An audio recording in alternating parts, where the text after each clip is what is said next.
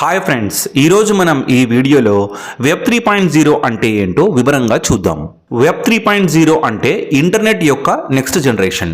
Web 3.0 అనేది decentralisation, block chain మరియు artificial intelligence వంటి కొత్త టెక్నాలజీస్ పైన ఆధారపడి ఉంటుంది. ఇది డేటా ఓనర్షిప్ను యూజర్లకు తిరిగి ఇచ్చే లక్ష్యంతో రూపొందించబడింది. ఈ వెబ్ 3.0 థర్డ్ పార్టీస్ పైన ఆధారపడడం తగ్గించి మరింత సెక్యూర్ మరియు ట్రాన్స్పరెంట్ ఇంటర్నెట్ను అందించడానికి సహాయపడుతుంది. వెబ్ 1.0, వెబ్ 2.0, వెబ్ 3.0 అంటే ఏంటో ఇప్పుడు తెలుసుకుందాం. వెబ్ 1.0 అనేది ఇంటర్నెట్ ప్రారంభ దశ. దీనిని స్టాటిక్ వెబ్ అంటారు. ఇందులో యూజర్స్ కేవలం వెబ్సైట్ను మాత్రమే చూడగలిగే అవకాశం ఉండేది.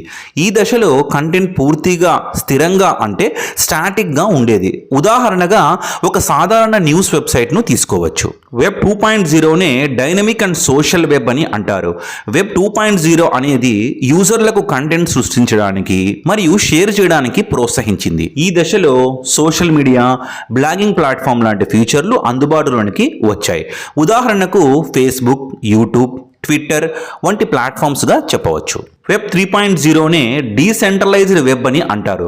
ఇది డీసెంట్రలైజేషన్, బ్లాక్ చైన్ మరియు ఆర్టిఫిషియల్ ఇంటెలిజెన్స్ వంటి కొత్త టెక్నాలజీస్ పైన ఆధారపడి ఉంటుంది. ఇందులో డేటాపై పూర్తి హక్కులు యూజర్లకే ఉంటాయి. ఉదాహరణగా డీసెంట్రలైజ్డ్ యాప్స్, నాన్ ఫంగిబుల్ టోకన్స్ మరియు క్రిప్టో కరెన్సీలుగా చెప్పవచ్చు. వెబ్ 1.0, వెబ్ 2.0 వర్షన్స్ తర్వాత వచ్చిన ఈ వెబ్ 3.0 వర్షన్ ఇంటర్నెట్ ప్రపంచంలో ఒక విప్లవాత్మకమైన మార్పును తీసుకొస్తూ ఉంది.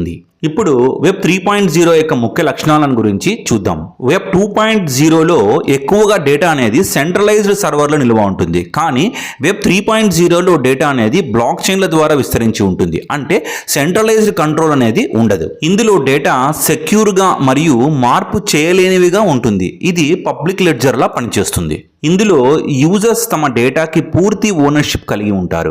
అనవసరమైన పర్సనల్ ఇన్ఫర్మేషన్ను షేర్ చేయాల్సిన అవసరం అనేది ఉండదు. ఇందులో ఆటోమేటెడ్ కాంట్రాక్ట్స్ అంటే స్మార్ట్ కాంట్రాక్ట్స్ మధ్యవర్తుల అవసరాన్ని తగ్గిస్తాయి.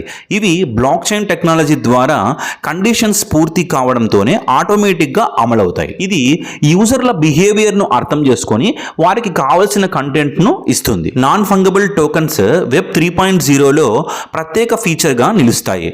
ఇవి డిజిటల్ అసెట్స్, ఉదాహరణకు ఆర్ట్, వీడియో మరియు ఇతర క్రియేటివ్ కంటెంట్లకు యూనిక్నెస్ మరియు ఓనర్షిప్ను కల్పించగలవు. వెబ్ 3.0 యొక్క ఉపయోగాలు ఏంటో చూద్దాం. వెబ్ 3.0 ఫైనాన్షియల్ ట్రాన్సాక్షన్లను మధ్యవర్తులు లేకుండా నేరుగా వినియోగదారులకు చేరేలా చేస్తుంది. ఇది బ్లాక్ చైన్ టెక్నాలజీ ద్వారా సురక్షితమైన మరియు డైరెక్ట్ ట్రాన్సాక్షన్లను సులభతరం చేస్తుంది. క్రిప్టో కరెన్సీ వెబ్ 3.0లో ప్రధాన పాత్ర పోషిస్తుంది.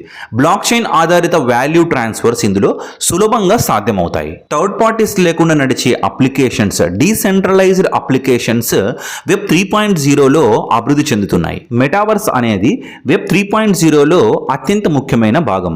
ఇది వర్చువల్ ప్రపంచంలో యూజర్లకు ఆకర్షణీయ అనుభవాలను అందిస్తుంది. ఇందులో డేటా ఎన్క్రిప్షన్ ద్వారా డేటా థెఫ్ట్ మరియు హ్యాకింగ్ ప్రమాదాలను తగ్గిస్తుంది.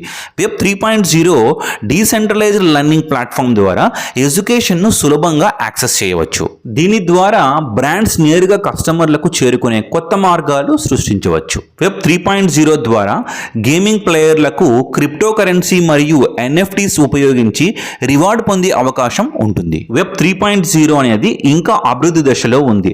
ఇది డేటా ప్రైవసీకు ప్రాధాన్యం ఇవ్వడం వల్ల ఇంటర్నేషనల్ లెవెల్లో బిజినెస్కు కొత్త ఆపర్చునిటీస్ను అందిస్తోంది.